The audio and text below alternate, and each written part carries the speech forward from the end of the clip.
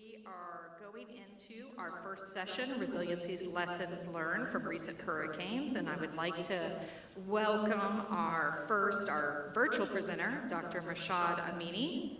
We also have Dan Ciarletta and Brian Glazer and Joel Caouette. And so for our in-person presenters, if you wouldn't mind walking towards the stage, we will be introducing you at this time. Dr. Mehrshad, awesome, great. Yes, please give him a round of applause. Dr. Mehrshad Amini is the assistant professor in both civil and environmental engineering and the Department of Ocean Engineering at the University of Rhode Island. He holds a PhD in civil and environmental engineering from Pennsylvania State University. Dr. Dan Ciarletta is the Mendenhall Postdoctoral Fellow and Research Physical Scientist at the USGS St. Petersburg Coastal and Marine Science Center. He holds a PhD in environmental science and management and a master's degree in geoscience from Montclair State University. Dr. Brian Glazer is the co-founder and CEO of HoHoNu Incorporated, as well as a professor at the Department of Oceanography at the University of Hawaii. He holds a BS degree in biology from Pennsylvania State University, a master's in marine sciences, and a PhD in marine sciences from the University of Delaware. Joel Caouette is the environmental biologist from the city of Sanibel, where he works in coastal resiliency projects. He holds a Bachelor of Science degree in wildlife conservation biology from the University of Rhode Island. And Dr. Amini, we are going to turn it over to you as our virtual presenter to start us off. So I will advance to your slide, and then just please say next slide when you would like us to continue to advance. Thank you. Thank you. I just want to check, can you hear me properly? Yes. Perfect, thank you. Good morning. Thank you for the introduction. Today I'm going to talk about the project that we started almost 2 years ago, more than 2 years ago, titled Virtual Damage Assessment and First Floor Elevation Estimation and Application to Fort Myers, Florida, and Hurricane Ian. And I'm here on behalf of my colleagues, both they are from University of Rhode Island and Oregon State Universities, and former graduate students, Sibas Figuera, that now he's working at the Anchor. Can you go to next slide, please? Perfect. So I have just one slide for Hurricane Ian. We all have heard about the Hurricane Ian, and some of us experienced that. So it was a Category 4 hurricane, made a landfall in September 2022.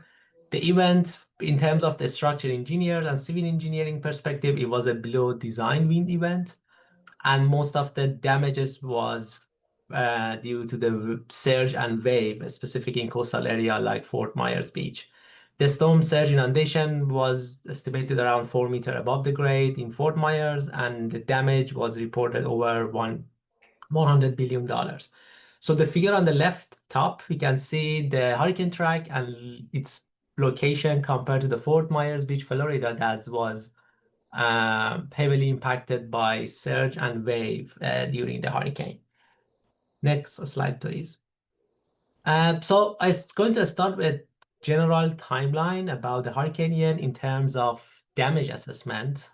So the top of the figure, you can see they are all the field work and reconnaissance effort that started after hurricane made a landfall by different group. You can see from some group that funded by National Science Foundation, group funded by FEMA, ASCE. And also at the same time, we started to go to capture some footage. Next slide, please. So you can see here, so technically we went to the field, we set up a GoPro camera on top of the car, and we drove all the street in Fort Myers Beach. And the idea was we wanted to see the initial impact of the hurricane after the event. You can see the green dash box that was in March 6 and 8. And also we continue doing that every 3 to 4 months in order to be able to capture the recovery of the building. That's how long does it take for building to recover. So, but the main focus of this presentation is the bottom part. Next slide, please. So at the same time, we developed a framework that we can do the damage assessment virtually. So it has technically 5 phases. So at the beginning, we start to develop the method, gather the resources, damage rating, flowchart, and we train undergraduate student. Actually, also we pay them to be able to do the damage assessment using valuable resources that state and also federal agencies they provided for us, and they are all publicly available. So we work with the students to do the damage assessment for around 3,400 a building. We're going to talk about it next slide. And also spend time for validation and also first floor elevation measurements. So this is the damage scale that we used that developed previously by Tomizik et al. After Hurricane Sandy.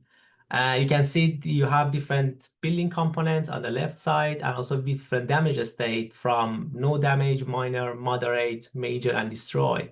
And the students, they went through all the buildings, look at the different component and they assign different damage state, 3, 4 to different component.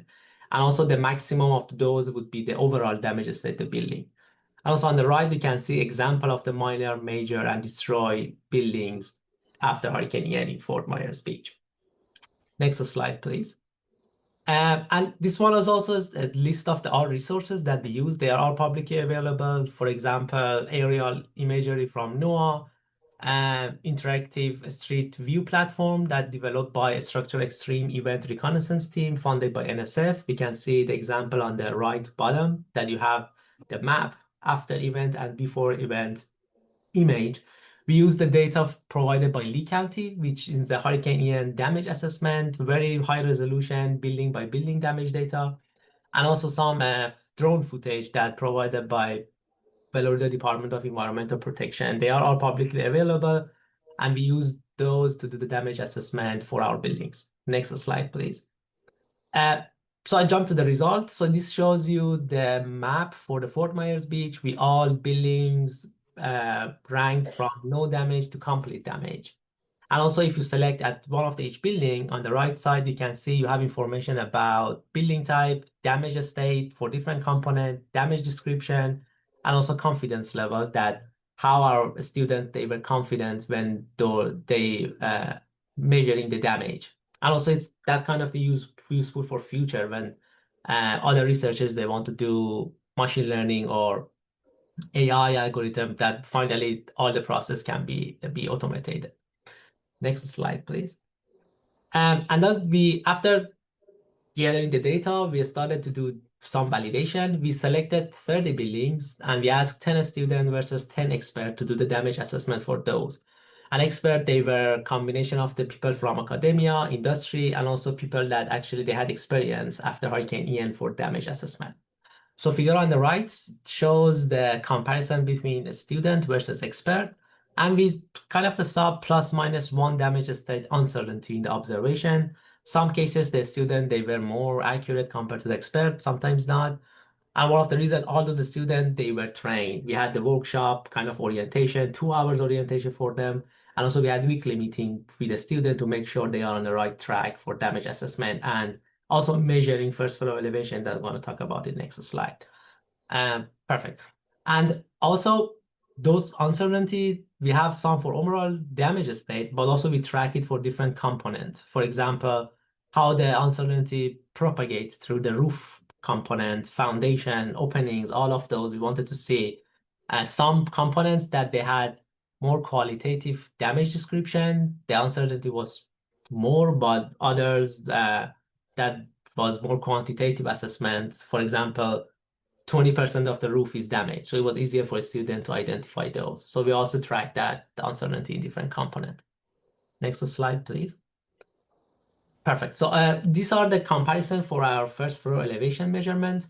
We also, at the same time, we measured first floor elevation as an important component for damage prediction or performance of the building.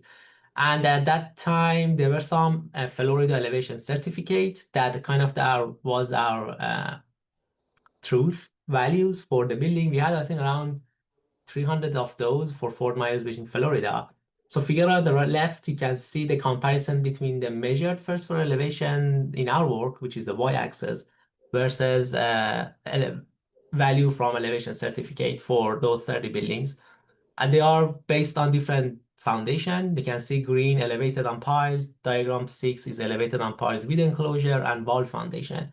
You can see our first floor elevation we have a good agreement with elevation certificate.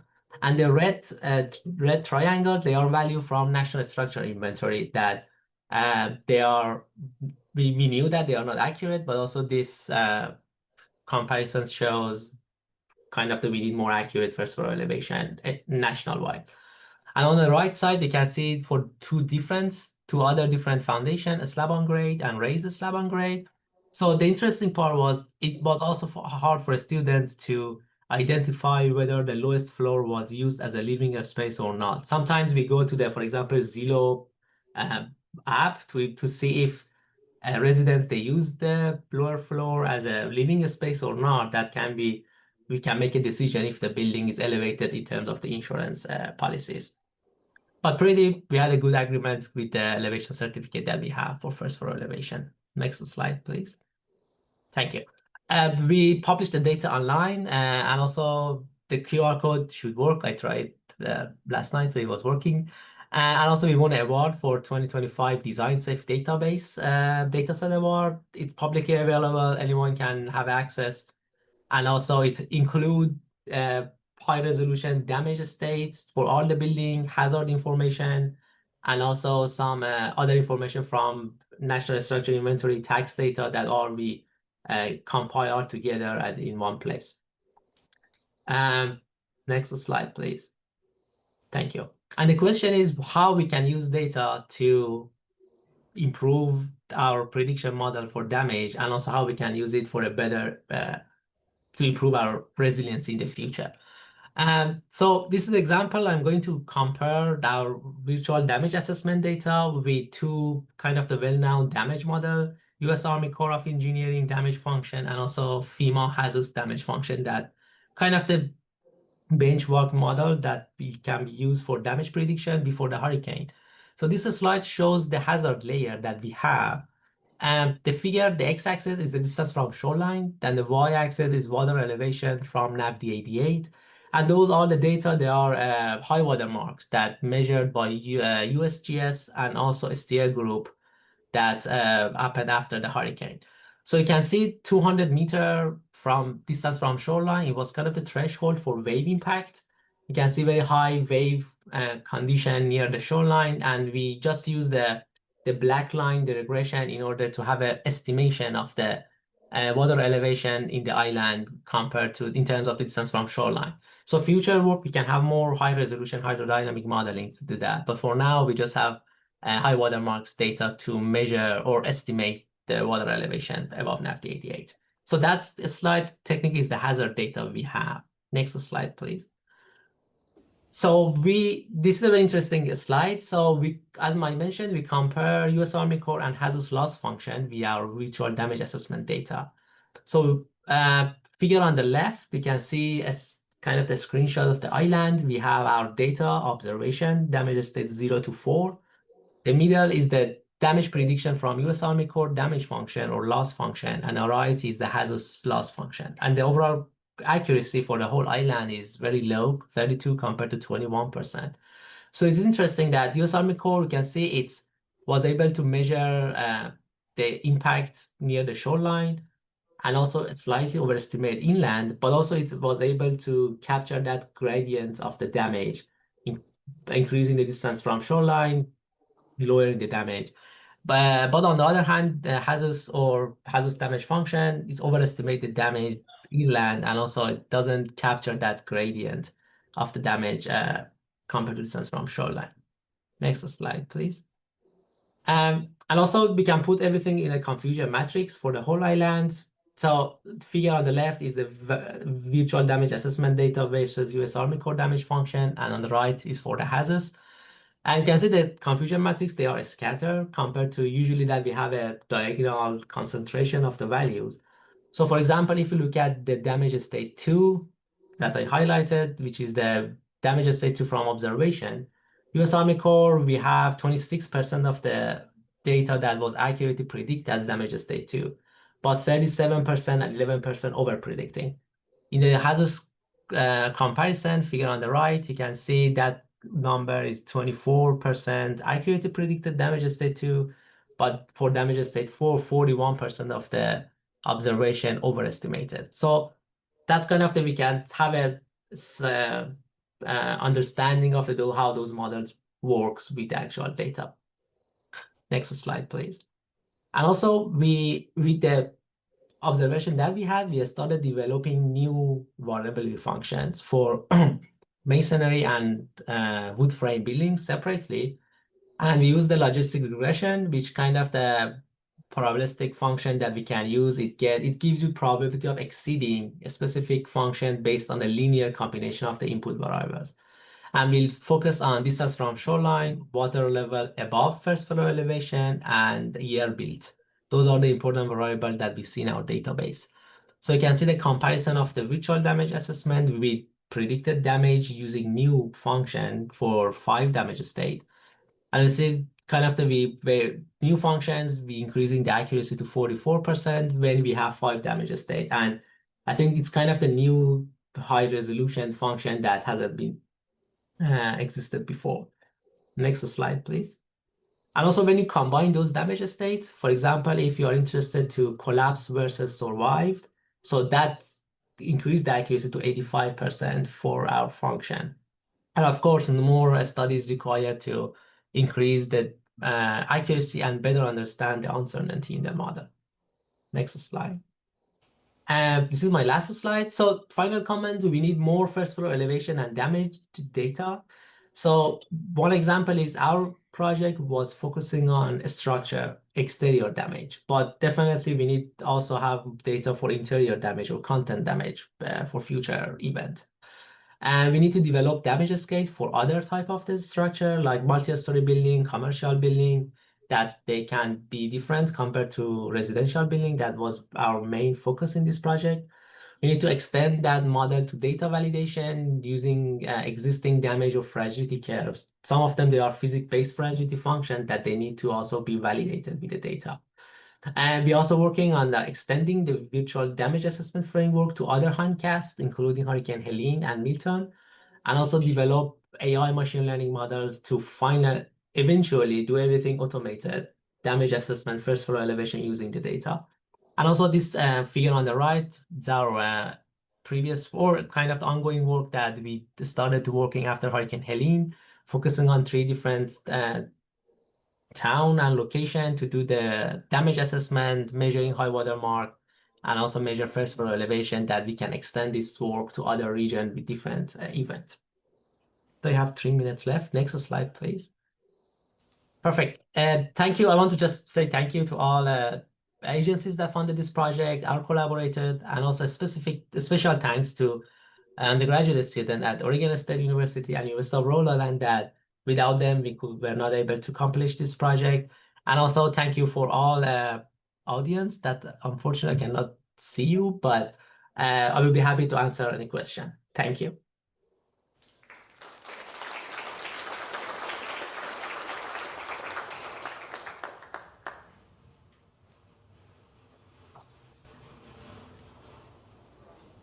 Unfortunately, I think Dr. Amini, you were not able to stay on for the Q&A at the end, so we will encourage those who have questions for him to email him directly, and then we are going to move on to our next speaker. Thank you so much. We are now going to hear from Dan Ciarletta. Dan? Yeah, that's right up here at the podium.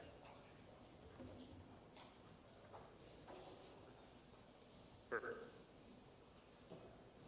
Okay, everyone. Good morning. Everyone's well caffeinated at this point. I think I'm feeling pretty good. So we're going to talk today about our presentation here, Increased Coastal Vulnerability in a Post-Hurricane World, sites provided by the 2024 tropical storm season.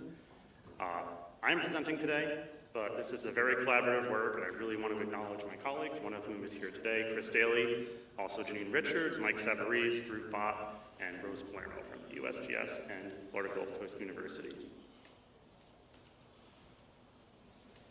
So a brief overview here, we're going to talk a little about how the landscape here responded in the 2023 and 2024 storm seasons.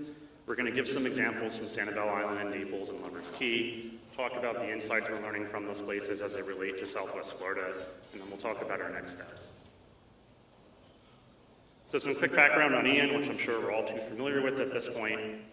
Ian's center made landfall in Caouette, just off the coast here. Peak intensity was Category 560-mile-an-hour wind right before landfall. Worldwide, this is actually the third costliest tropical cyclone in recorded history. If you adjust that, actually the damages for 2025, we're talking about $120 billion in damages. As we all know as well, south of Caouette, where those winds were impinging directly into the coastline, there was extreme storm surge inundation. In some cases, 12 to 18-foot maxima over land. To describe a little more about what that looks like, on the bottom here, I have the Salinger Storm Impact Scale. If you're familiar with the U.S. Geological Survey's Total Water Level Review, this is part of that. You can ask me a question about that later. I'm not going to get into that too much right now. But essentially what that Storm Impact Scale talks about is, as we have increasing water level, as we have increasing waves, we gradually increase from this sort of swash impact through collision with dunes, overwash, where we have washover, taking sediment from the dunes and the beach and pushing it into land, and then inundation, where effectively the dune is completely overtopped and destroyed, and the barrier island in this case, as we have along our coast, is completely flooded. And in Ian's case, we were in that inundation regime, and that movement of water over land caused massive terrain changes, dissection of dunes, extensive washovers into the interior, effectively resetting the landscape in a lot of these systems. Okay, so enter our investigations. So we recognize that in this sort of landscape reset, that what would happen in the post-Ian world might be different depending on where you're looking. And that's for a lot of reasons. We know that the geography and sort of the existing geological controls in each of these different parts of the coast here along Southwest Florida is a little bit different. Also, the way they're managed, the extent of human engineering on the landscape and potential interventions after the storm are going to be different. So we started thinking about, well, let's pick multiple study sites around Southwest Florida, and as new storms come in, we'll evaluate the response of the coastline to them. Again, framed with the context of, we know that there are different controls on how these systems are going to evolve all along the coastline here. Didn't have to wait long. 2023, we had Idalia. 2024, Debbie, Helene, and Milton. Luckily, we were already prepared for this. After Helene and Milton, we were out taking sediment cores all over the beach here. Also, even before Ian, we had been mapping the coastline using drone LiDAR, actually mapping the topography of the terrain. And we had quite an extensive roster of flights after Debbie, Helene, and Milton. So we worked all over the coastline here. I'm not going to get into every single site that we looked at. I'm just going to present 4 examples to show you what we've seen here in terms of the diversity of the landscape response post-storm. We're going to look at Silver Key Beach up in Sanibel, Bowman's Beach also there. We'll talk a little about Naples and then also Lover's Key. So we'll go up north first. This is Silver Key Beach on Sanibel Island. It's a relatively narrow section of Barrier Coast here where there's an interior lagoon and we have an outer beach in front of it. If you look at the slide, you'll see some points there. Those are sections where we actually took some sediment cores.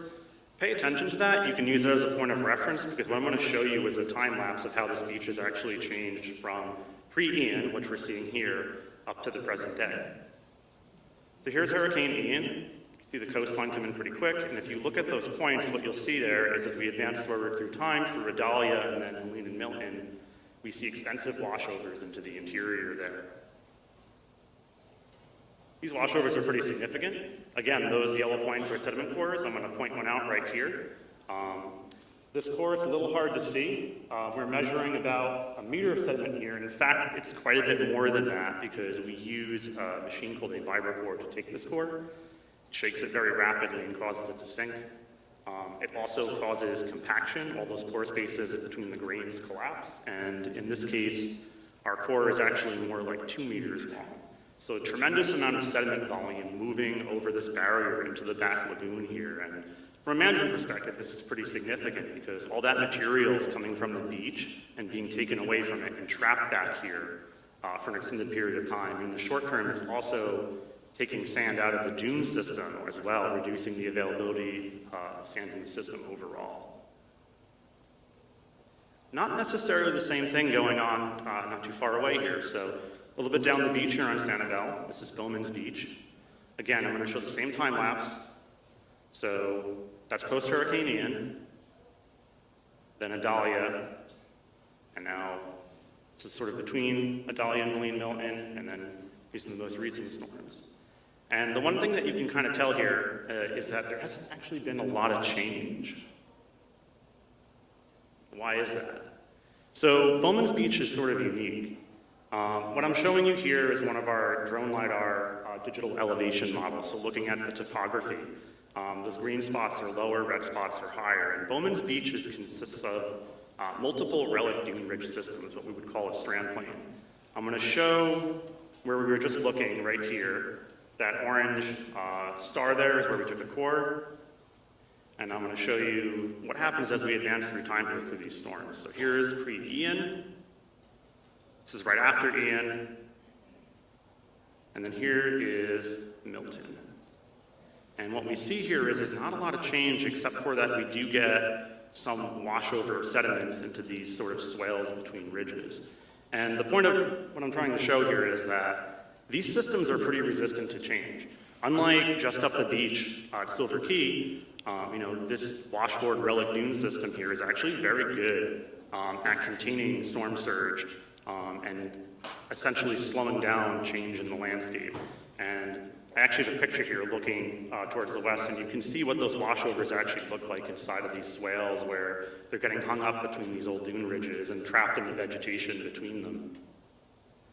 And we can confirm that the extent of changes here is a lot less than what we're seeing at Silver Key by taking a core through it. Chris Daly, right over here in the front of the audience, taking a sand core there. And if we split it open, what we see is that the washovers from the hurricanes, one, are really easy to pick out, but two, they're substantially thinner than what we see at Silver Key. We'll change it up a bit now. We're going to go to Naples in the south here. On the right, we have a digital elevation model. That model is post-construction of a berm after Ian. We have a profile through that there at R07374, and that is shown on the left. And the purpose of this slide is to demonstrate the impact of engineered features post-Hurricane Ian. And what I really want to show here is that, so this is a section of coastline that's undergoing what we call coastal squeeze. The area of active coastline is effectively a very narrow strip between the shoreline and our development here, our houses over in Naples. So there's not a lot of room. Now that being said, even though there's not a lot of room for landscape change, there's not a lot of room to necessarily attenuate the impacts of storms, this berm that was constructed here actually did a pretty good job dealing with Idalia and later Debbie. If you look at the graph, you'll see that blue line is the berm. And then we also have lines there in red and green for Idalia and Debbie's impacts. We measured that profile afterwards. And what we see is that that berm was pretty effective at defending the dune after those storms. Now, unfortunately, 2024 was a bit extreme in terms of the frequency of storms. So if I go ahead and advance time on the right here, here's Idalia, and then there's post-Milton. Eventually, that berm was completely destroyed, and there was some impact to the dune line as well. But worth noting that in any normal year, this berm provided protection for effectively 2 years from hurricanes. We give one final example at Lover's Key. This is a site that was very severely impacted by Ian, lots of dissection of the terrain and destruction of both the beach and the dune. You'll see that as I advance time here. There we go. Let's post Ian. Immediately after Ian, some redevelopment of the dune, and then the most recent hurricanes. Now this system also has a very different response than the other ones. If you look at this final image here, what we see is that most of the sand from the beach has been pushed up into the dune line. The beach is gone here. To some extent, it redeveloped naturally. It was also renourished as well. But I want to actually look at more detail about what happened here. So here's our pre-Ian digital elevation model. I'm going to mark where that image was. I'm also going to mark a sediment core that we took through this structure. That's that green star there. And what I'm going to do is when I advance time, I'm going to show you how these changes in the digital elevation model through time actually translate into what we're seeing in our sediment core. So post-Ian, massive dissection of terrain. We see some washover deposits where our green core is there. We see some dune recovery in the aftermath of Ian, after the beach was filled in, nourished. And I'm going to flip ahead a little bit here, because we don't have full LiDAR coverage through the next couple of storms. But if we get to post-Debbie, what we see is that immediately after Ian, there was regeneration of the dune. We saw a little bit of washover from Adalia, not a lot. Some more dune regeneration. You can even actually see at the top of that dune unit there's some actual dune grass that's kind of preserved in there. We have washover from Debbie, and then we also have washover from Milton. And the interesting thing here is, unlike Ian, we're seeing net deposition through time. Very different storm. We're not in the inundation regime. We're actually getting washovers. It's not being completely flooded. We're just having net transfers of sand from the beach to the dune instead. Part of the dune reconstruction process here is occurring naturally. That's occurring through revegetation. And what we find here is if we look at different species like sea oats and beach elder, their coverage and their propensity to accumulate sand is pretty significant. So this is just looking at a time series from November 2024 to August 2025. We're measuring changes in coverage using quadrats, these 1 meter square areas, and what we see effectively is that both of these species are proliferating across the dune pretty quickly and trapping sand. And I can show that more accurately here. In both of these plots, top and bottom, the bars are showing change in percent cover through time, month by month, effectively, and the black line is showing change in sand accumulation. And the takeaway I want you to get from this is that effectively just in this last sort of winter and spring, where we see sea oats, where we see beach elder, their coverage is increased by about 20%. We've also seen about 5 centimeters of sand accumulation directly related to those plants actually trapping sediment. We also observed as well that probably some of this has to do with when conditions are dry, like in the winter, sand blows pretty easily, it's easy to trap. Also when plants are younger, before they've sort of extended in coverage, they're very good at trapping sand near that center point of the plant. There we go. So if we also consider the sand accumulation that we're seeing in cores in the interstorm period, we're talking about 10 centimeters a year of growth, which is pretty significant. And we think that, again, this sort of rapid vegetation recolonization is a function of when you're not in the inundation regime, washovers are pretty beneficial. You have a lot of survival of existing root systems. Plants can reproduce vegetatively, so they'll fragment, and those washovers will spread pieces everywhere. Pioneer species will take advantage of those disturbances and also build in pretty quickly. And also a lot of these plants are dune specialists. They don't mind being buried. In fact, it actually stimulates them to grow in some cases. So if the extent of changes in the landscape are not super severe like they were with Ian, they're more than capable of handling it. Now, if we also include storms, like we saw in Lover's Key, there was a lot of deposition with those washover events. In some cases, these 2024 hurricanes have placed on the order of like 10 to 50 centimeters of sediment just in the course of a few days. So that's building some level of resilience back into the system. That natural process is taking sand from the beach and putting it into that dune line and making it more resistant to future storms. Now that being said, that movement of sediment is not causing the same relative increase in resilience everywhere. In places like Silver Key, where the barrier is really low, really narrow, it's effectively just taking that sand from the beach and throwing it into the back barrier and not really contributing to dune building processes. In other places like Bowman's Beach, they're already fairly resistant. Even after Ian, that system was not changed very much. And then finally, in our engineered beaches, like we have in Naples, once again, even these berm building episodes under that are happening, they do help to maintain the beach. That volume of sediment that was placed there was actually capable of surviving through 2 hurricanes. And if 2024 maybe had not been such a severe year in terms of just the frequency of strikes, perhaps it would have lasted a bit longer.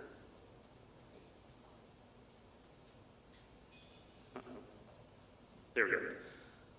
All right, right, so our next steps, we're continuing to monitor the revegetation in these dune systems.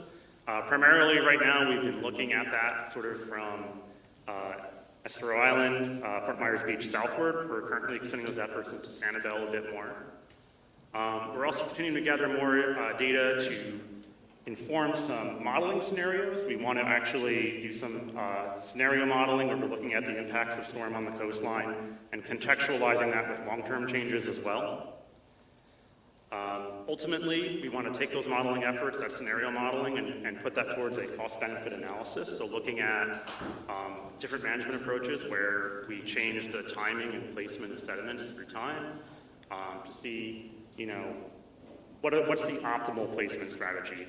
Where does this need to go, and how frequently should we be doing beach and dune nourishments to maintain some level of resilience in these systems?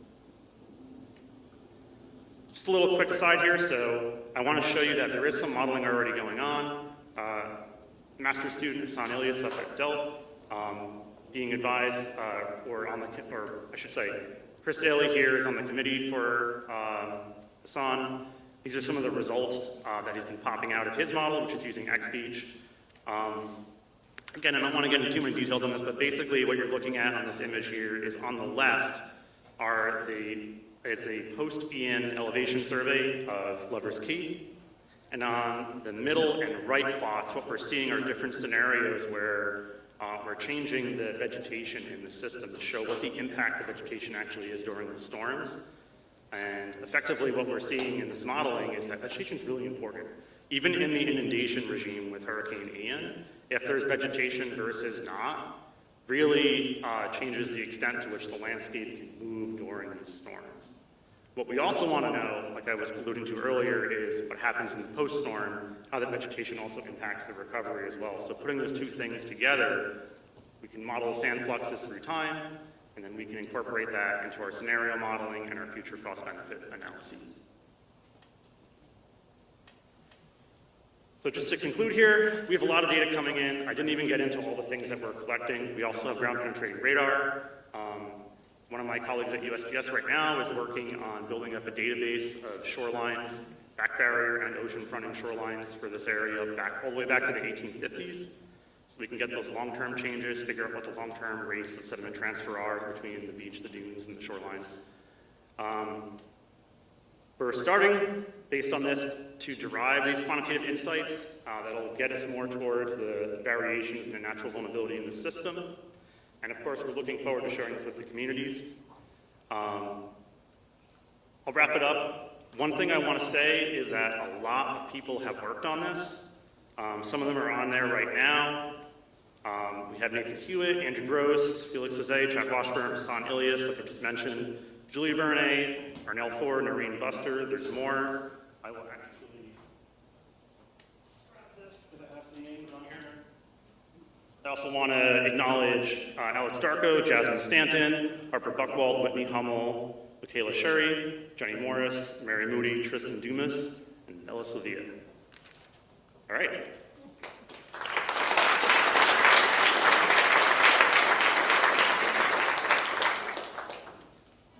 Any questions? Perfect.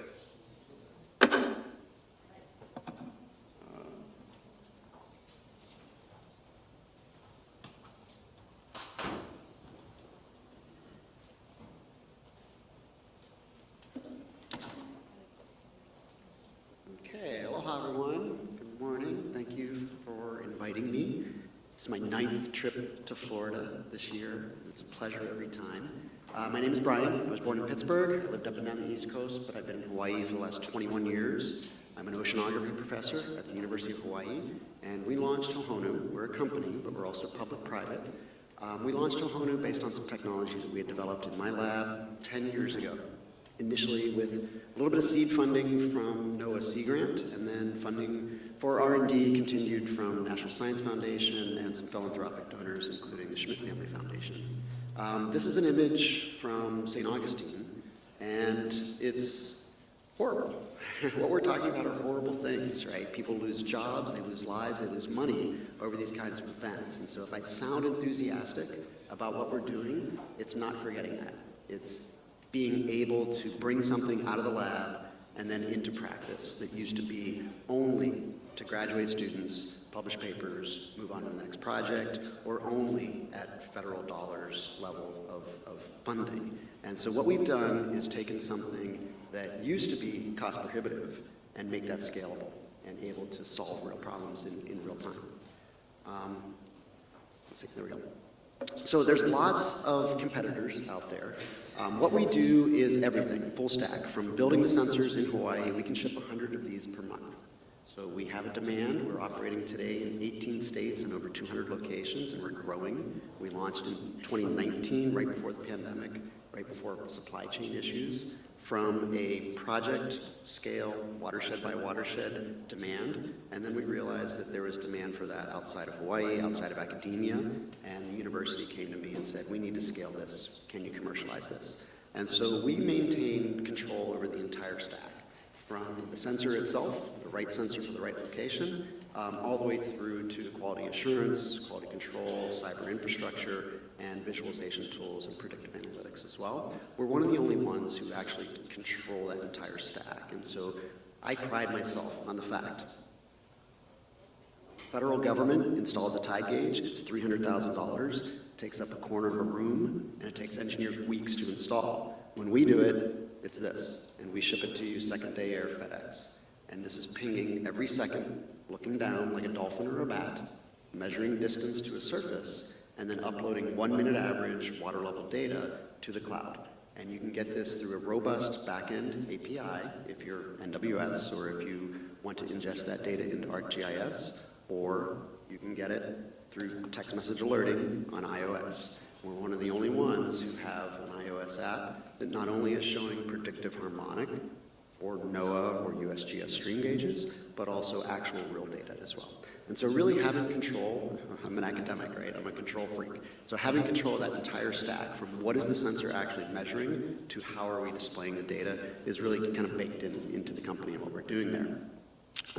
Again, one of our first suite of customers was 5,000 miles away from Hawaii in rural South Carolina. We had mayors who were saying, we love your web dashboard, we love that interface, but that's for the data geeks. We never want to look at that. We want a text message alert at 3 a.m. saying, I need to install flood barriers. I need to reroute ambulance traffic. If I have a heart attack victim in a town of maybe 60 homes on a 3-mile long causeway, and if that is a king tide that never used to flood before, that's important to know. And if the nearest NOAA tide gauge is in Charleston, 40 miles away, that information isn't useful.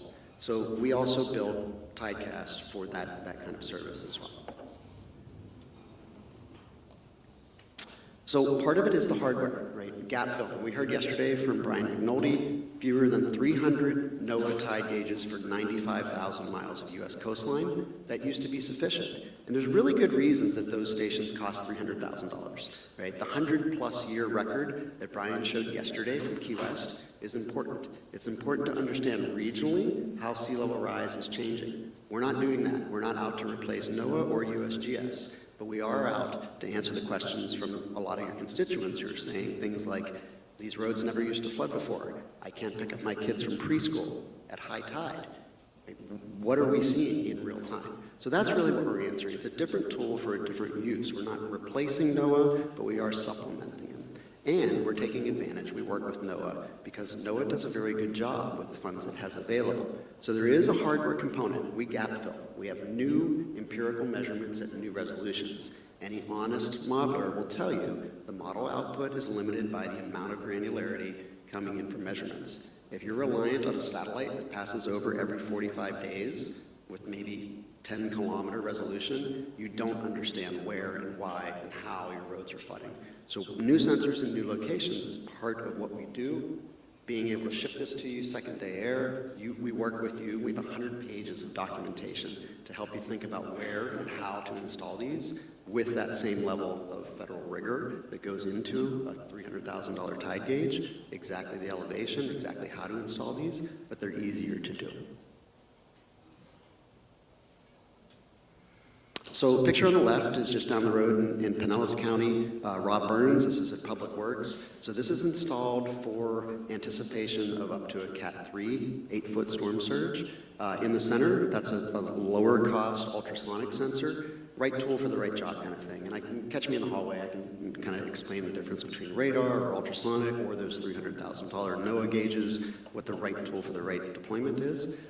In some locations, those are very cost-effective ultrasonic sensors are the right tool. In others, the radar are, and I'll show you in just a couple of slides from now a little bit of that difference. And then pictured on the right, you know, the sensor doesn't care. It's totally agnostic. It's looking down at a surface. We're deployed in 24 places around the city of Boston. Most of those sensors are measuring distance to asphalt. They're no longer a tide gauge. I'm a coastal oceanographer. I thought I was inventing a lower cost tide gauge to fill gaps for those MLON stations. And we did that, but then they're cost effective enough to deploy in parking lots. St. Augustine, you can download an app and you can say, all right, there's 150 open parking spaces at this parking lot. I'm gonna go there. That app doesn't tell you if there's 1.5 feet of water in it, right? And so now all of a sudden we have the ability to be able to measure in real time, what are the effects, where is the water? And so the sensor doesn't care. And the picture on the right is up on the Suwannee, that's funded by Florida Department of Transportation. How reliable are the data? It looks like a PVC tube with a solar panel on it, right? It doesn't look expensive, and that's by design. We keep it cost effective by design. The magic is on the inside. We've been working on this for over 10 years, and the hardware, the sensor itself, is not the hard part. It's the cyber infrastructure. It's the scalability of quality assured, quality controlled data. Thinking about the worst acronym in the world, QARTOD. How many people know what QARTOD is? Right, this is NOAA's acronym for Quality Assurance of Real-Time Oceanographic Data. It's horrible, but there's 18 pages of manuals that go into, again, that sensor's pinging every second.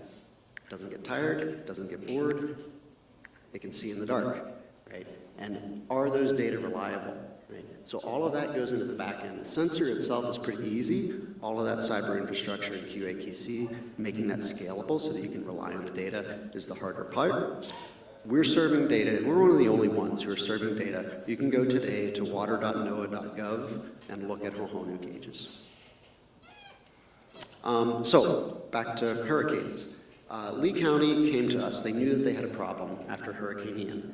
We heard yesterday from Brian McNulty, there's one federal tide gauge at Fort Myers. That's it. So if you open a tide app and you see a bunch of blue pins, a lot of those are interpolated predictive sites. So it's 18 math equations, it's your latitude, and it's the nearest 30-year record. Right? Fort Myers. What does that do for Charlotte County? Nothing, right? It's wrong. Anybody who fishes or drives boats knows how wrong the tide predictions from Fort Myers are for Charlotte Harbor. And so after Hurricane Ian, Lee County knew that they had a problem. We were introduced to them, and we deployed about a dozen sensors right before Helene and Milton. It was great timing for us. It was a horrible event. They came back and bought about another dozen, so we've got about 2 dozen now. All of this data is freely available to the public. Anybody today can go to dashboard.hohonu.io and look at all of these data sets. Okay, let's see if this plays. Yeah. So 2 things I want to point out here. One, this is Florida Department of Transportation webcam from this bridge during Hurricane Milton. Our sensor network not only survived and thrived during 2 back-to-back hurricanes, but also a direct hit from a tornado. I don't promise that these are all tornado-proof, but they're pretty robust.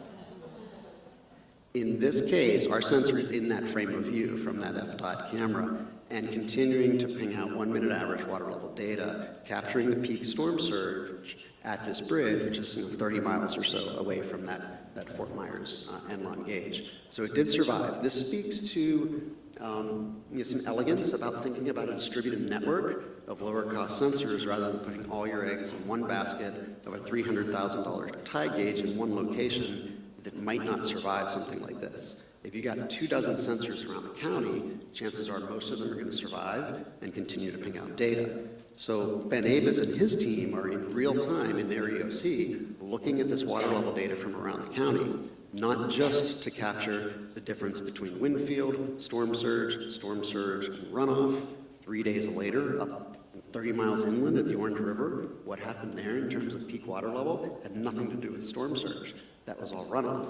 And so all of a sudden it becomes not just the value of water level or USGS stream gauges or NOAA tide gauges, but what are we actually seeing? So again, once you come down in hardware costs and scale the data QA/QC, you can do things like this. They said, what we were really interested in is this intersection.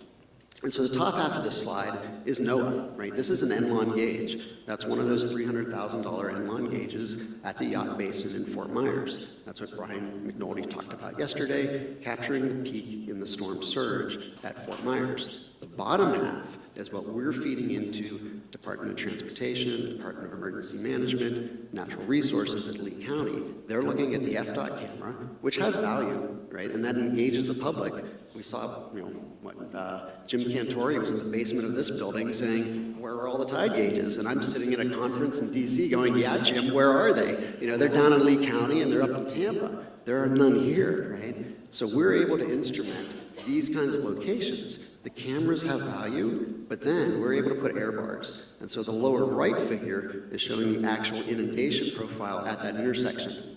So again, if there's a heart attack victim, if you're sending first responders into a location, you need to know the exact depth of water, right? Are we sending a big truck? Are we going in by helicopter?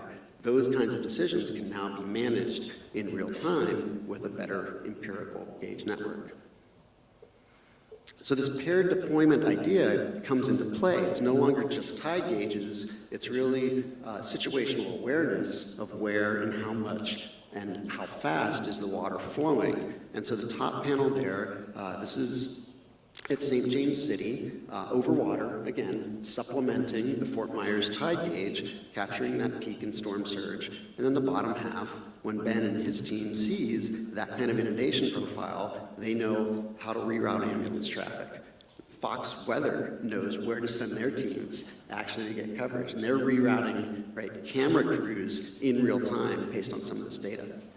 Then, post-response, right? We're, again, not just selling you a sensor. I'm an oceanographer. I'm interested in the data. So we're providing scalable data products like this. And what you're looking at here are those two very different storm surges compared to one N of one, right, at Fort Myers for Hurricane Ian. How did those differ from the inundation profiles that we saw with Helene or Milton? Two very different storms across the county.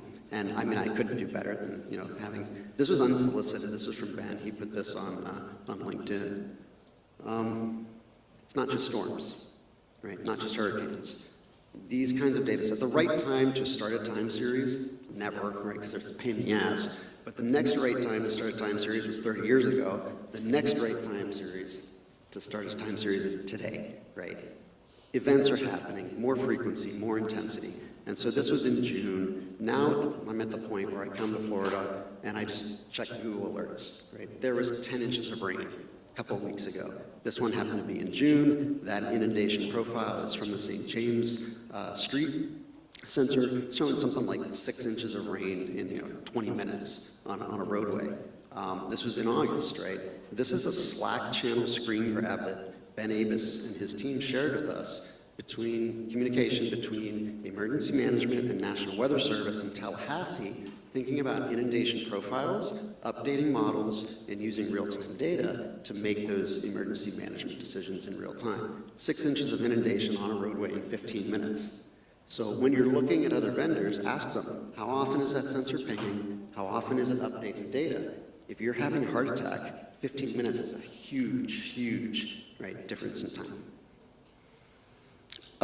City of Boston were some of the first ones that asked us to put these sensors over land. And so what you're looking at here on that y-axis is actual elevation. So that Tenian Beach site sits lower lying, it floods more frequently, and lasts longer inundation than, say, Morrissey Boulevard up at the top of that plot. The flat lines are distance to road, distance to dry land, and the peaks, in this case, is just tidal. And these are king tide events. So that first event way at the left of the plot, you put about a foot of water on the land at Tenian Beach.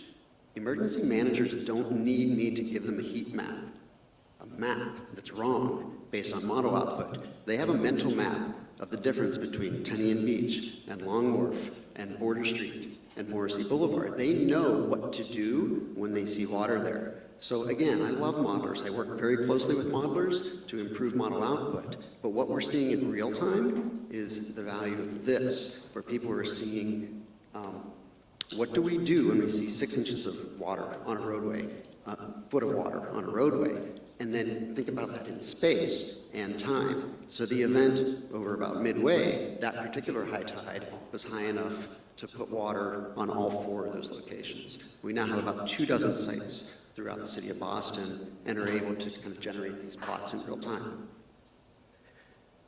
Then, no 2 floods are created equal. So at any one of those sites, we're collecting inundation profiles. And so what you're looking at here, that y-axis is depth of inundation, how much water, how deep did the water get at my site, and then duration of flooding event across the x-axis. And so, you know, commercial real estate, waterfront opportunity, I mean, it's coming in the door, right?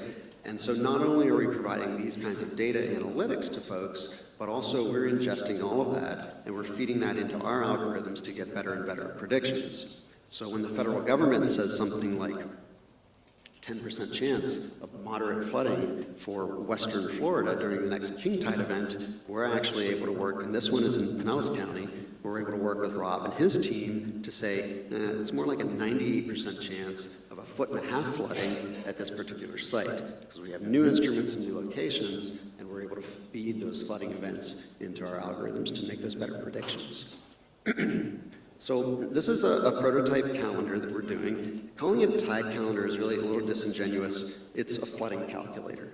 And this is for St. Augustine, again, back to that 150 parking spots available. Is that because no one's parked there, or is that because no one's parked there because there's a 1.5 foot of water? And so thinking about those predictions, again, there's a good reason that NOAA tide gauges cost $300,000, but they can't afford them everywhere.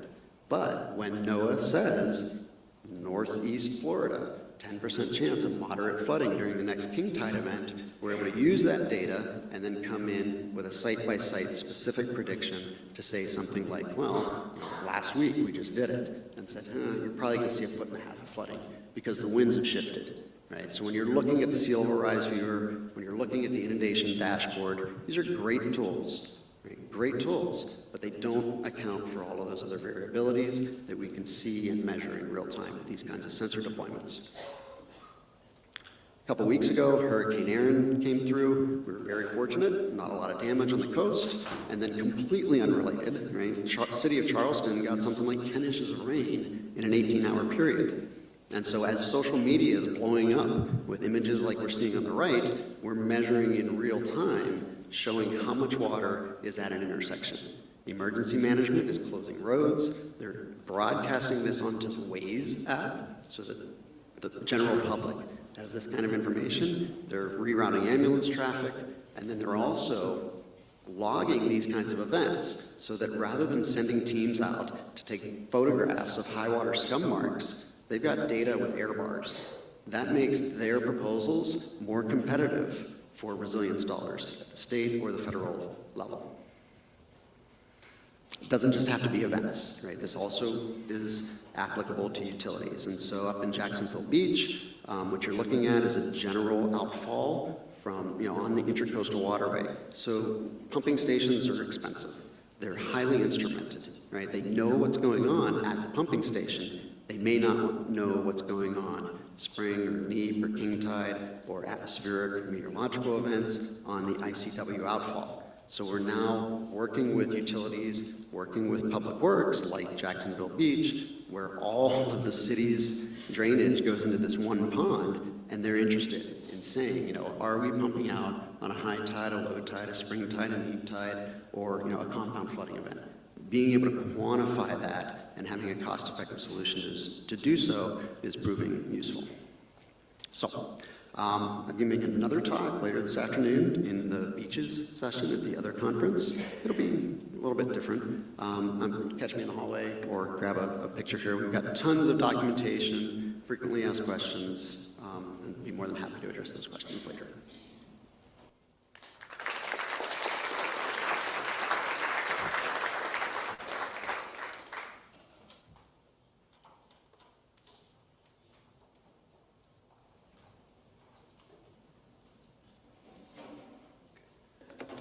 guys. My name is Joel Caouette. I'm an environmental biologist with the City of Sanibel's Natural Resource Department, and today I'm going to talk to you about some of our living shorelines that we've done on Sanibel, kind of some of the lessons learned and some of the challenges in maintaining these structures.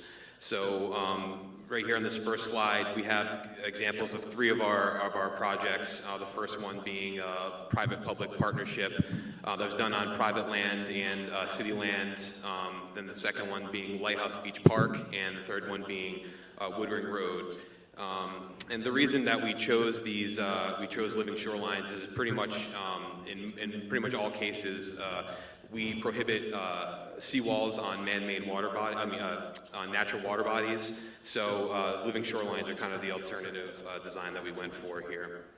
So I'm sure that everyone pretty much knows what living shorelines are, but I'll kind of just go over briefly. So, you know, they're an alternative, living shorelines are an alternative way to protect the shorelines with plants and gray and green infrastructure. You know, one of the benefits of living shorelines is that their irregular shape helps to dissipate the energy, and I'll show you an example of why we don't want seawalls and why we opt for living shorelines on Sanibel in a minute. But here are some examples of living shorelines. Unfortunately, in Sanibel's case, the three projects I'm going to show you, ours are a little different than this, but these are some examples with some wave breaks, some oyster reefs, and using riprap and mangroves. These kind of examples are kind of when you have a little bit more space to work with the area. Our living shorelines are kind of more along this line right here. So we worked with Hans Wilson and Associates, local coastal engineer, and these are some of his other, this is kind of the best case scenario. This is kind of some of his other designs. Basically, these living shoreline configurations utilize RCPs, reinforced concrete pipes, 36-inch diameter, turned on a side, used as basically a planter, like a mangrove planter, and then backfilled with riprap, and then backfilled with compatible substrate. Again, these examples I'm showing you right here were done in canal systems where there's not much room, and which is kind of the case for us, even though we didn't really do it on canal systems. So the three areas, they're all located on the east end of the island. 2 out of 3 of these projects are on the bay side. All of them, even though they're on the bay side, 2 of them are on the bay side. A lot of these are still very high energy areas, and I'll talk more about it, but this is kind of where some of the challenges have come in for us at the city, utilizing the design we did in these higher energy areas. In all 3 of these projects, too, I came online with the City of Sanibel in early 2016. My predecessor had kind of gotten the ball rolling on these, the permitting and the design of these projects. So I kind of came in towards the middle and the end and trying to do some maintenance on these projects. So the first one I'm going to talk about is the Bailey Beach Park. This is a private-public partnership. So essentially, if you look at that first picture in the bottom left there, this is the example of why we don't like to use, we prohibit or discourage the use of seawalls. In that photo in the center there, you can see that the adjacent property owner has a seawall, and this property owner does not. They had nothing. They had a natural shoreline. And then our city property, if you look at the design picture down there, that little triangle is the private property, and where it says BB, everything to the east of that's city property. So we didn't want to transfer the energy onto at the city park where we lose more of the shoreline there. So this project was basically, this project cost about $50,000. It was about 60 linear feet of living shoreline. It was a 64-34 partnership with the property owner. The city picked up 64% of the cost, and we kind of tried to sell the property owner on this design and giving them incentives. So in the previous slide. Over there, you can see that the intent with this was to use these planters for mangroves, and we intended to plant mangroves in these RCPs, and then we're going to work with the property owner to allow them to maintain a view the waterway after we planted the mangroves in there. So that was kind of the carrot that we dangled on the stick to try to get this project work with the private property owner. So the design of this, basically, we jetted in RCPs to a certain elevation just above mean high water, laid down filter fabric, put riprap over that, and then backfilled it with beach-compatible sands. And the intent was to plant mangroves in those RCPs. So shortly after the project, this is kind of the progression of the shoreline. So, and it's kind of a reoccurring theme with all these projects. The gray is performing great. It's kind of getting the green established. So after we did this project, it was completed in early 27.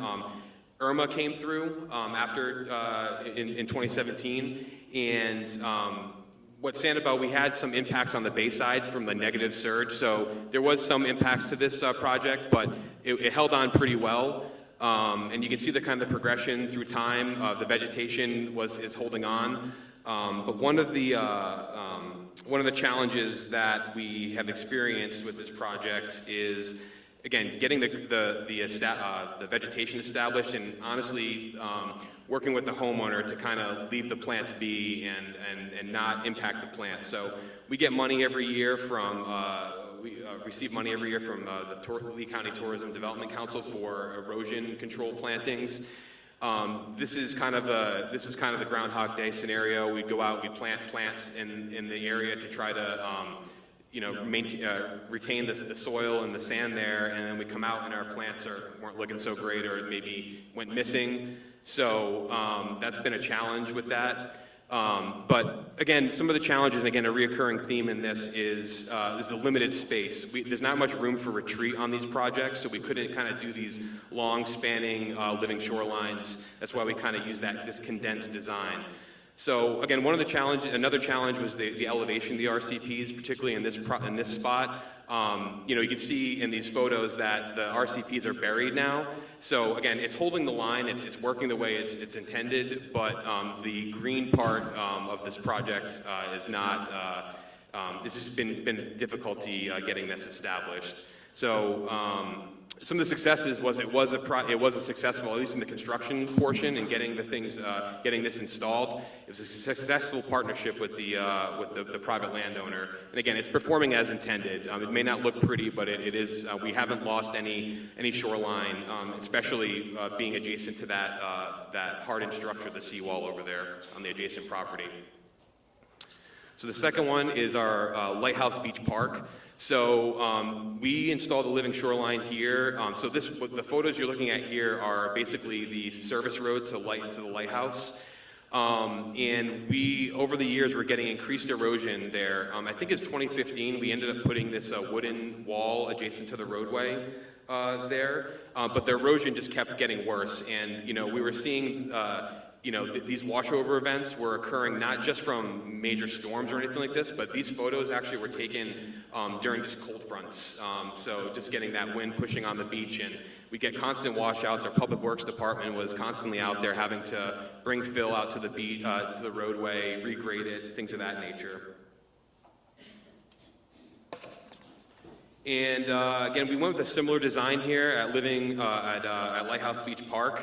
Again, RCPs, backfilled with riprap and beach-compatible sand. Oh, and another kind of constraint that we had on this is that our permits for these projects, this is really, I think, before DEP had a living shoreline kind of process for the permitting for living shorelines, and we were basically bound to working at mean high water, and then they allowed us to go about 10 feet waterward of the mean high water line. So we were very limited in the space that we had to work with here in these projects.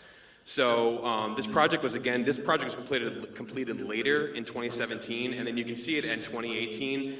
Our substrate was gone. Again, the high wave energy, our substrate would continually wash away. We kind of had fits and starts with this. In 2020, you can see we had some decent growth with the vegetation. One of the challenges here is that this is a very public area, and if you look at the aerial for the design there, up in the top left corner, the water was basically, you know, right at the roadway there. So there wasn't really a good way for us to cordon off and keep the public out of this area. So one of our challenges, again, with the high energy area is we bring substrate in, and actually you can see in that 2020 photo, there's some people that are shelling. We literally bring substrate in, and then there would be fossilized shell in there, and people would be picking through it.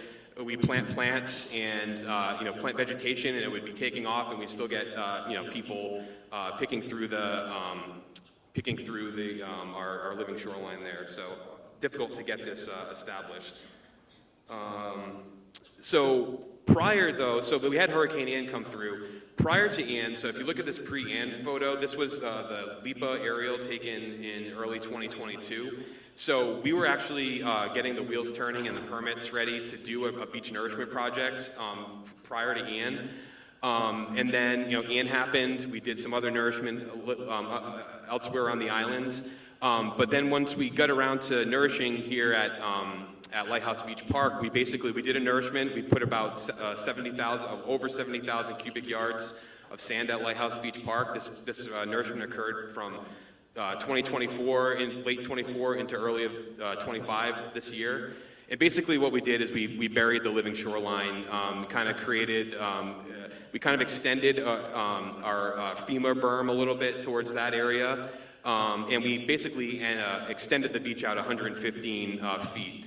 So after we did our beach nourishment, we came through and planted 30,000 plants over at Lighthouse Beach Park.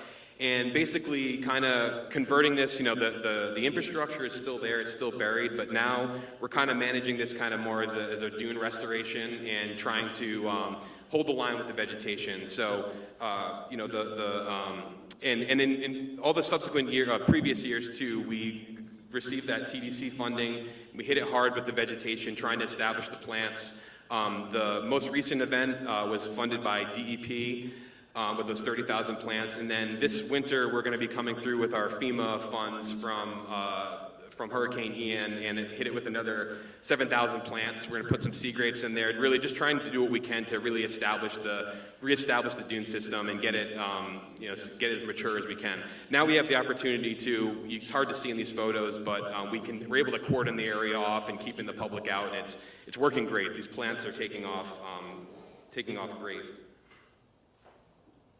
So to kind of review some of the challenges, again, reoccurring themes here. We had limited space, and it's a high energy area. You know, previous to the nourishment, we had some severe ongoing erosion, difficulties keeping the public out.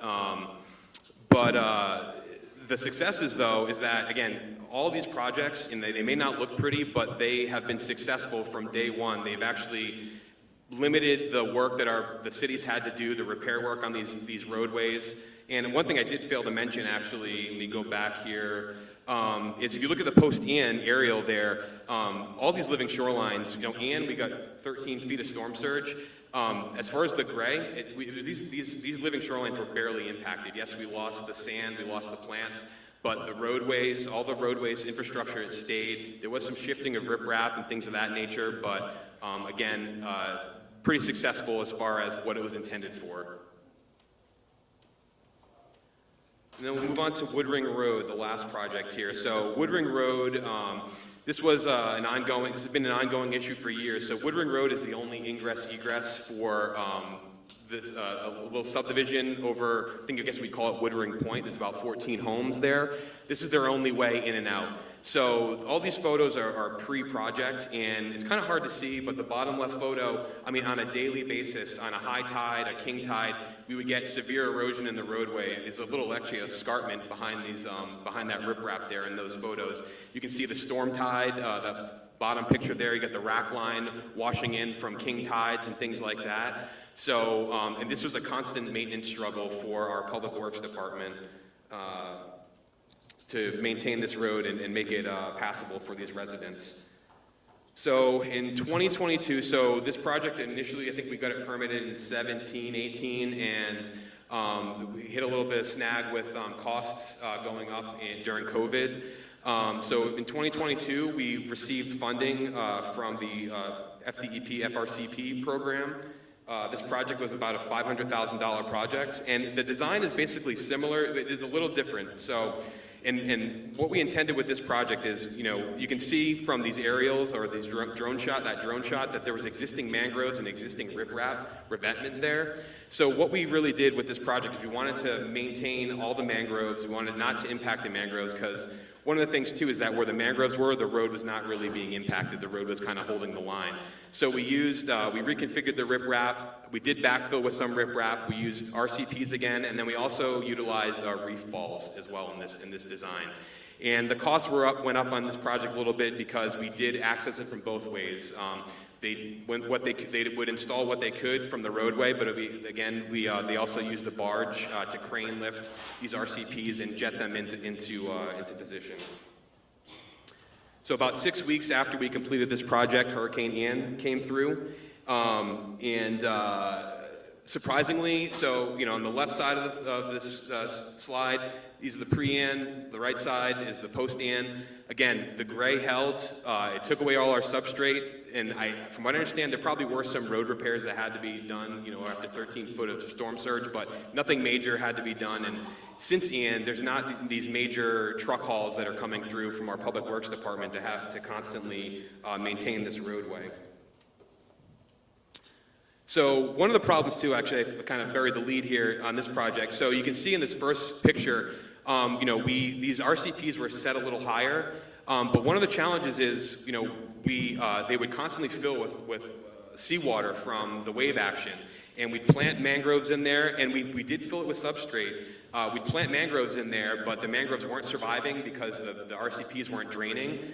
And also they were constantly getting scoured out. All that fine sediment that we would put in there, this fine material, it would just kind of slosh out. So we kind of did a lot of head scratching with Hans, and Hans kind of suggested weep holes, drilling some weep holes into these RCPs. So here he is doing some work, and basically what we did is, the kind of plan we came up with Hans is to drill some weep holes at the barnacle line, and then to come in and backfill these RCPs about a foot above the barnacle line to give those mangroves a chance. So we partnered up with SCCF and the Coastal Watch program. SCCF, they have a great program. They have Coastal Watch, which is their volunteer kind of arm, but they also have an Adopt a Mangrove program. If you guys haven't heard about it, it's a great program. Basically, you know, they have folks that they give mangroves to them, little mangrove propagules. These folks take them home for about a year. They nurture them, water them, etc. After a year's time, when the mangroves had a little bit of time to establish, they go and find a restoration project. So we work with Coastal Watch and kind of a two-phase project, and kind of helped our Public Works Department out as well. We were able to utilize dredge material from our Shell Harbor canal system, which is a constant area that constantly fills in. We were able to take some of their dredge material, use bucket brigades to put it into these RCPs, and fill them to the spec'd out height. And then Coastal Watch came through with volunteers from, vacationers, ecotourists, school students, local residents, and things like that, and did, mangrove plantings. They planted in the RCPs, and you can see right here in that bottom left photo there, two of the pots to the right had not been drained just yet, or drilled just yet, and where the mangroves those pots have been drilled and they're draining very nicely. So again, some of the, some of the challenges, again, the challenge is the same, sound like Groundhog Day. It's establishing the green portion of these projects, keeping the mangroves alive. This is a moderate to high energy system, so those are some of the challenges dealing with that. One of the things that we're having trouble combating is the king tides. This bottom photo on the bottom right, this was taken on a king tide event. However, we're not getting washouts. It's just kind of more like a sunny day flooding scenario. There's not waves crashing on the roadway. The success is, again, the gray is performing as intended. We got some immediate fouling on the concrete, and it is retaining sand. It's trapping sand, as you can see in this photo here. So kind of to wrap it up, some of the lessons learned, I think, when looking at living shorelines in these kind of areas that are more higher dynamic than a canal system, maybe looking at a different design. You know, if you have that room to kind of allow if you have that space to kind of build a deeper living shoreline, probably a better idea. Maybe incorporating a wave break or something like that, an oyster reef on some of these, you know, Lighthouse Beach Park or a Woodring Road. One thing too is that making, if you're going to use RCPs in your design, definitely make sure that they're set to the right of elevation. Not saying that these weren't, but they also need to have sufficient drainage for sure. So we're going to continue to plant, hit these sites with vegetation and look into modifications. You know, having informal talks with SCCF about wave breaks and things like that. So look into the future. Again, we're going to continue to plant and see how these things perform. So special thanks to Hans Wilson, SCCF, and Coastal Watch for all their assistance on this project. Thank you, guys.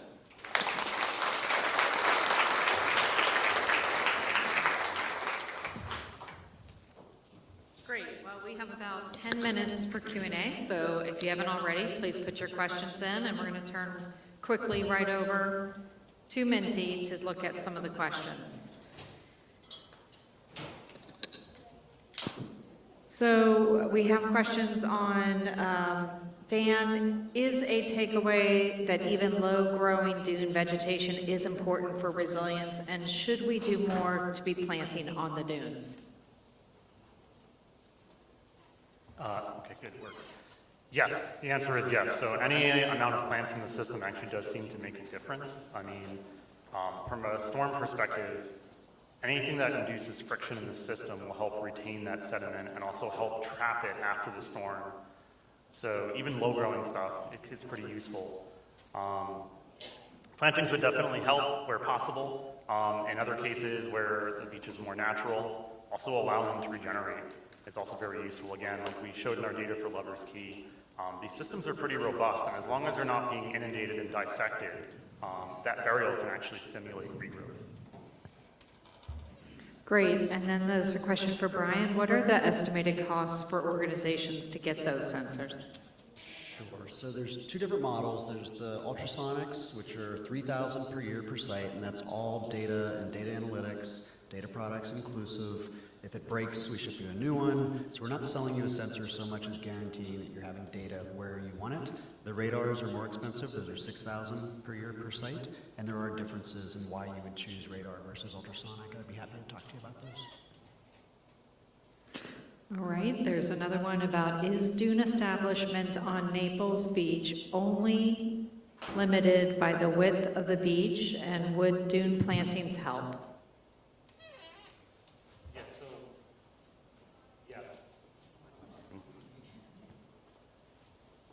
Can you make sure his is on? There you go. Yeah, there we go. Okay, sorry. Wasn't sure if it was one of the push ones or not. So in places like Naples, yeah, so again, like I mentioned in the presentation, that's an area where we have coastal squeeze.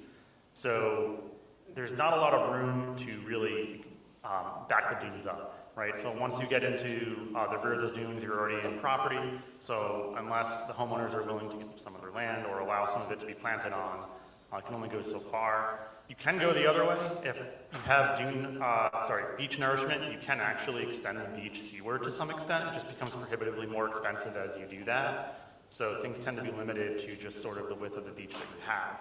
Now, would dune plantings help? Yes, because as I pointed out previously, the big thing that dunes are good for is actually they can build elevation as long as the storm events aren't severe enough that erosion predominates, again, in these inundation type regimes. You still have impacts from collision, so in cases where there's not washover but just the front of the dune is being scarped away, that can be problematic, although I also happen to know there's a lot of research now, Liz Davis up in Delaware was working on this, where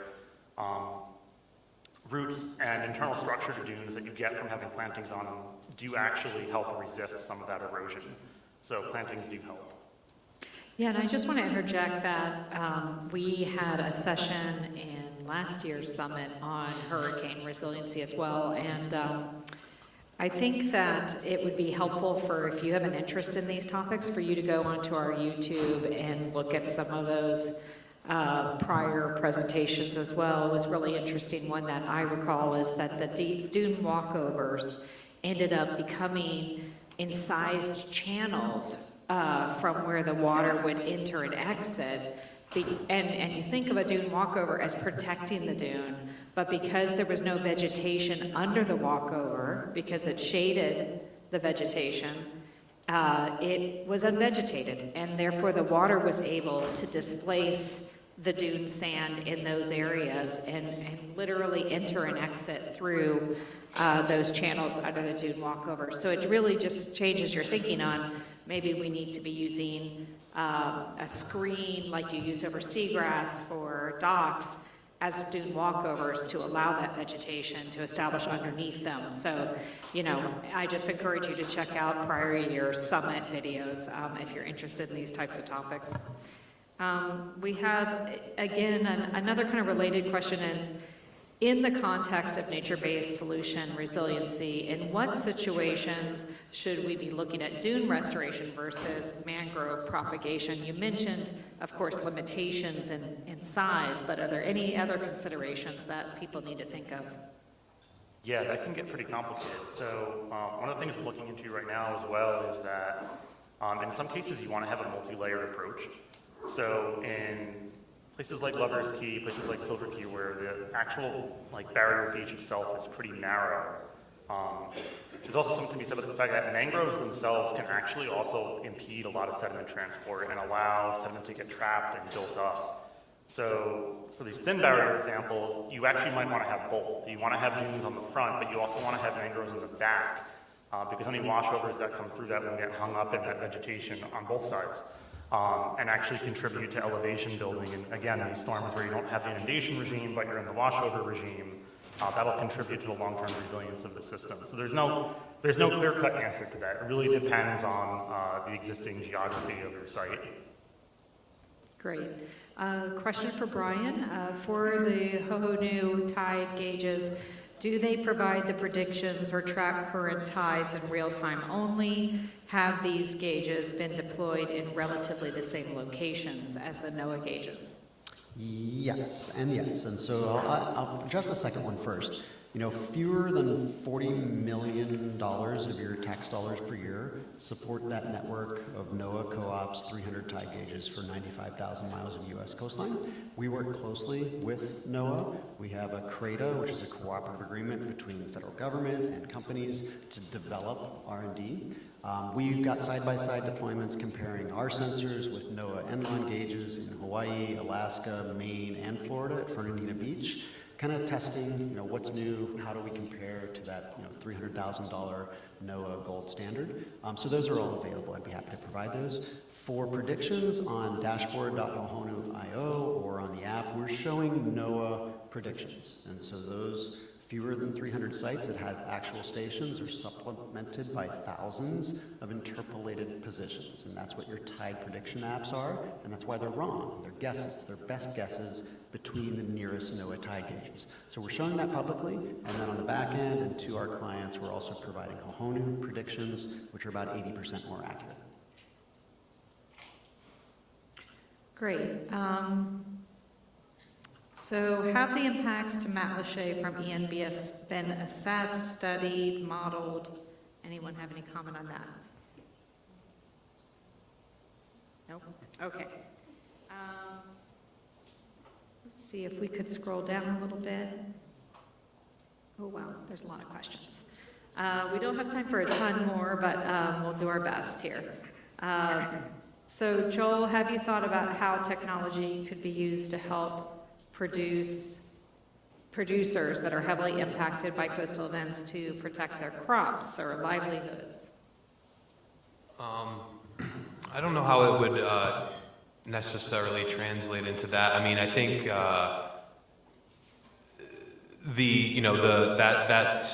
design that we use, it definitely is, if I say, effective at combating erosion. You know, if you have a small area, to work with, it's definitely effective in protecting the infrastructure. But I would imagine in one of the challenges, I guess, with our project, and showed it on the second to last slide, these our design, the design that we use doesn't really unfortunately do much to combat like a king tide. You know, there's still that water seeping in. Definitely does serve to break down the wave action and protect those areas, but I'm not really, I don't know that our technology could prevent that, unfortunately. But I did want to just say, kind of off context, kind of to add to what you had said about